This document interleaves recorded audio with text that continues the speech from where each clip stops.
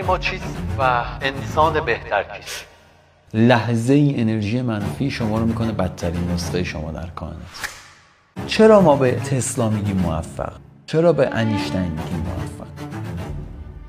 اینا رو زندگی همه ما تاثیر گذاشته.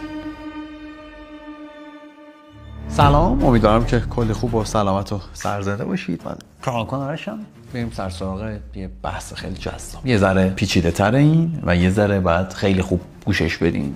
خیلی عمیق گوشش بدید. خیلی هم سعی می‌کنم شمرده صحبت بکنم، آروم صحبت بکنم و تلاش بکنید که ویدیو رو چند بار ببینید. یه فرمولی بهتون بگم. V مساویه با انتگرال U P در D مو P.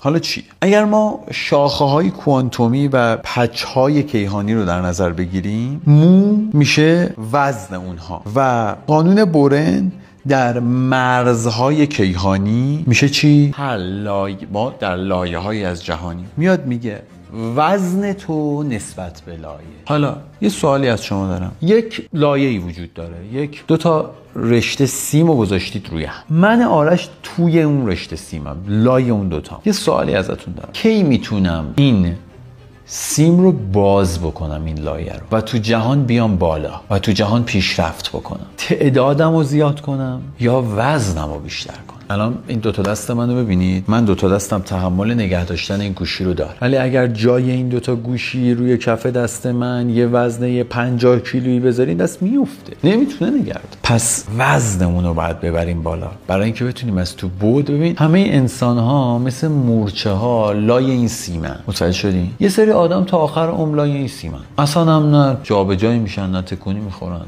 هیچ. یه سری آدما جابجا میشن، یه سری آدما بزرگ میشن، پیشرفت میکنن، وزنشون سنگین میشه، تو کائنات میان بالا. یه دفعه اینقدر انرژی زیاد میشه این سیمین رو رها میکنه، میره تو لایه بالاتر کائنات، مثل انیشتین، مثل تسلا و معیارهای چهارگانه‌ای وجود داره از نظر علم فیزیک برای بهترین بودن. معیار اول بهش میگن کوهرنس یا کارآمدی سازگار. من میخوام چاق بشم. ببین یه مثال ساده. من اگه میخوام چاق بشم میتونم صبح تا شب فست فود بخورم، غذا بخورم، برم کنارش پیاده روی، ورزش کنم، آب کرفس بخورم. این تعارض تصمیمه. من میخوام لاغر شم، میتونم صبح تا شب برم فست فود بخورم؟ نه. بهش میگن تناقض درونی تو به کمینه برسون. تصمیم های کارآمد و سازگار چیه؟ رسوندن تناقضات تصمیمیتون به کمینه. میگه اگه میخوای بزرگ شی همه تصمیمات باید در راستای بزرگ شدن باشه. من نمیتونم بگم من میخوام آدم بزرگی بشم برم غذای ناسالم بخورم. من نمیتونم بگم من میخوام آدم خوبی باشم دروغ بگم. اصلا این فرمول با کوهرنسه. یعنی اصلا میگه تصمیمات باید یک ارزش عمیقی داشته باشه و با هم سازگار باشه. پس اگر تمام تصمیمات زندگیتون توی راستا نیست، شما هیچ وقت بزرگ نمیشی. نکته دوم، تاب‌آوری و ضد شکنندگی. حالا یعنی چی؟ یه سوالی دارم ازتون. من اگه یه حباب رو بیش از اندازه بهش فشار بیارم میترک. من اگه توی بادکنک بیش از اندازه آب بریزم میترک. شما میخوای بزرگ شی، تاب‌آور نباشی، میترک. میخوام این نکته رو بهت بگم. تاب‌آوری یعنی چی؟ یعنی تو هر لحظه که داری تو این سیم بزرگ میشی، این سیم بیکار نشسته، به تو فشار میاره که کوچیکت کنه. جهان اینجوریه. تو لایه دو تاست. من همیشه به آدما میگم خدا تو قرآن گفته من شما رو در درد آفریدم و در درد زندگی میکنید. این درد بر اساس کائنات. ما بین دو تا رشته داریم زندگی میکنیم. این رشته‌ها تا میتونن فشار میارن و فشار میارن و فشار میارن و فشار میارن. حالا تو فکر کن میخوای بزرگ شی، تو یه فشار 1 به اینجا میاری که بزرگ شی، 2 برمیگردونه که خوردت کنه. تو توی هدف زندگیت موفق میشی، فکر میکنی دیگه بردم زندگی. اینجوری نیست. 10 تا باخت براتون نیست. تاب‌آوری.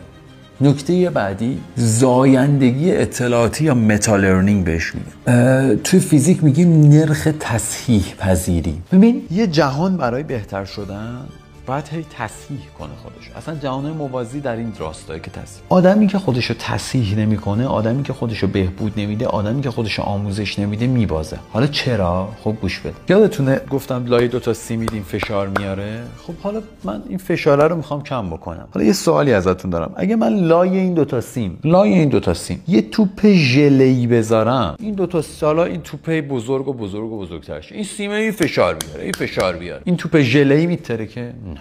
ژلستی تغییر شکل، بهبود مستمر و افزایش اطلاعات، تبدیل شدن از یه توپ سفت و سخت به ژله‌ایه. حالا یه مثال ساده برات بزنم راجع به اقتصاد. 10 سال پیش طلا بوده گرم 85000 تومان. من اون موقع تصمیم میتونستم بگیرم با افزایش اطلاعات اقتصادی متوجه شم که یه روزی طلا به این قیمت میرسه و میرفتم طلا میخریدم. حالا فشار اقتصادی داره بین این فشار انواع داره دیگه، اقتصادی این دو تا سیم داره فشار میاره به این توپه. یه سریا میترکن زیر این فشار چون سفتن، سختن، فکر نکردن. ولی من با یه تصمیم درست خودم رو ژله‌ای کردم.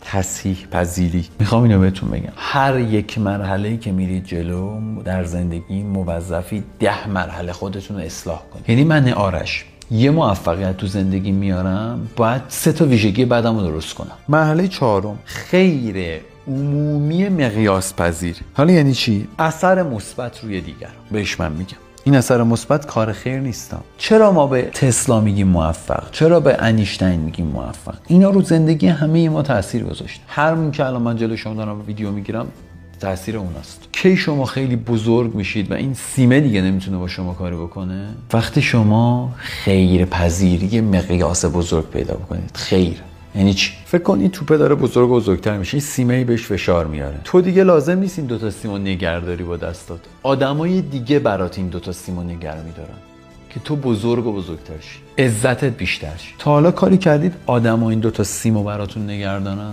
هزاران نفر آدم. فکر کن انیشتین همین الان نیست تو این دنیا، میلیون‌ها آدم این سیمو براش نگه داشتن. چرا؟ چون خیلی به دنیا داده که مثلش نیست. میخوام اینو بهتون بگم، بهترین نسخه شما اونه که تعارض تو تصمیماش نداره، تاباوریش قویه، از شکست نمیترسه، زایندگی زیاد داره، تصحیح پذیری و بهبود مستمر داره و خیرش به بقیه میرسه. هر چقدر انرژی مثبت تو طول سیم گسترش بدی، آدمای مثبت‌تر میان سمتت. آدما میان سمتت. وقتی آدما میان دورت گویت، هی این گویه قوی تر میشه. قبلا یه گوی بود که 2 تا دست خودت بالا پایین سیمو نگه داشته بود، الان میلیون‌ها انسان بالا پایین سیمو نگه داشته. پس یه نکته وجود داره، خیلی انرژی مثبت بدین. لحظه ای انرژی منفی شما رو میکنه بدترین نسخه شما در کائنات. لحظه ای تصحیح نکردن راه غلط میشه بدترین نسخه.